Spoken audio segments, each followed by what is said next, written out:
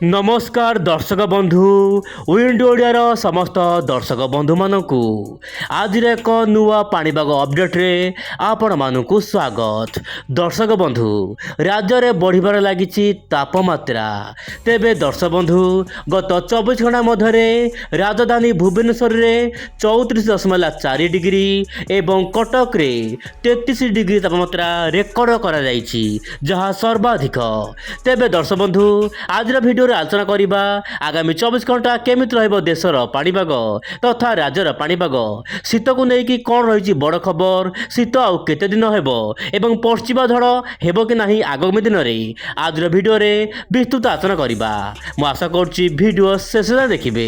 दर्शक बंधु वर्तमान परिस्थिति रे जम्मू काश्मीर पाखरे पुणी एक पश्चिम झड़ आसी जहाँपाई कि आगामी दिन में पुणी थे उत्तर भारत में वर्षा बढ़िबो एवं देशर एमिति राज्य अच्छी जो राज्य में शीत विदान होबार आशंका रही। सर्वप्रथम आलोचना करवा ओडिशा पाणीपाग खबर आपड़ देखु वर्तमान समय दर्शक बंधु दिनर तापमात्रा एवं रातिर तापमात्रा कौन परिवर्तन होबार आशंका नहीं आगामी 3 दिन पर्यंत, किंतु दर्शक बंधु 2 ରୁ 3 डिग्री तापमात्रा कमिबार आशंका रही। आगामी 3 दिन पर रातिर तापमात्रा सामान्य कमिबो एवं किछि स्थान में हल्का फुल्का शीत बलवत्तर रहिबो। तेबे दर्शक बंधु सरस्वती पूजा पर धीरे धीरे ओडिशा समस्त भाग में समस्त जिले में शीत विदान होबार आशंका रही बोली जहाँ अनेक मॉडल आकलन करा जाइछि।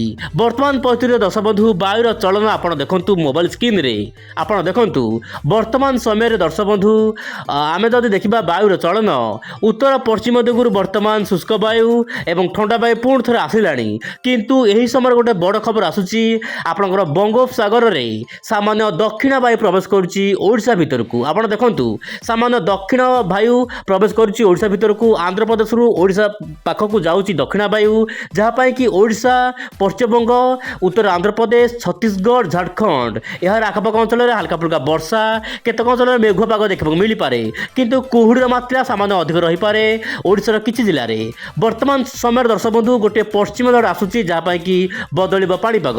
तेज दक्षिण भारतर विभिन्न राज्य में पाग मुख्यतः शुखिला रहिबो किंतु आपणकर दक्षिण पूर्व दिगु जेहेतु वायु प्रभावित होउची सेतिपाई दक्षिण भारतर विभिन्न अंचल में सामान्य सकाळु कोहला पाग रहिबो एवं कुहुड़िया पाग देखा मिल पारे।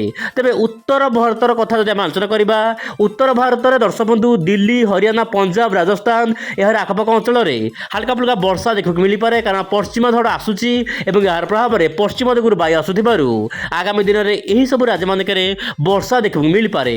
तेज दर्शक बंधु ओडिशार पाणीपाग जदि आम आलोचना करवा विशेषकर वर्षा संपर्कित खबर उपर आपड़ देखु नुआपड़ा बरगढ़ झारसुगुड़ा एवं सुंदरगढ़ यही सब जिले आखपाख अंचल में हल्का फुल्का वर्षा होबार आशंका रही 5 ରୁ 25% वर्षा होबार आशंका रही यही सब जिले में। तेज दर्शक बंधु 11, 12, 13 आपंकर आभ्यंतरीण जिला सहित उपकूल जिलार केतक अंचल में हल्का फुल्का वर्षा देखा मिल पारे किंतु उत्तर आभ्यंतरीण जिला एवं दक्षिण आभ्यंतरीण जिला गुड़िक हल्का फुल्का वर्षा एवं केतक अंचल में हल्का फुल्का कुआपथर माड़ देखा मिल पारे वर्तमान समय।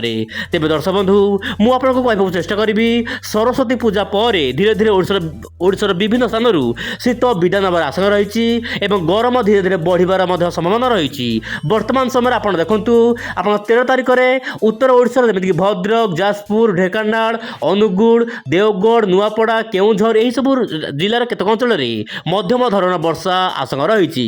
तेज दर्शक बंधु आप विंड ओडिया चैनल को एवं सब्सक्राइब करूँ और आगामी दिन में कौन सब नुआ अपडेट आसूची पाणीपाग संपर्कित खबर उपर मुझे जनइबी। आज ये नमस्कार जय जगन्नाथ दर्शक बंधु।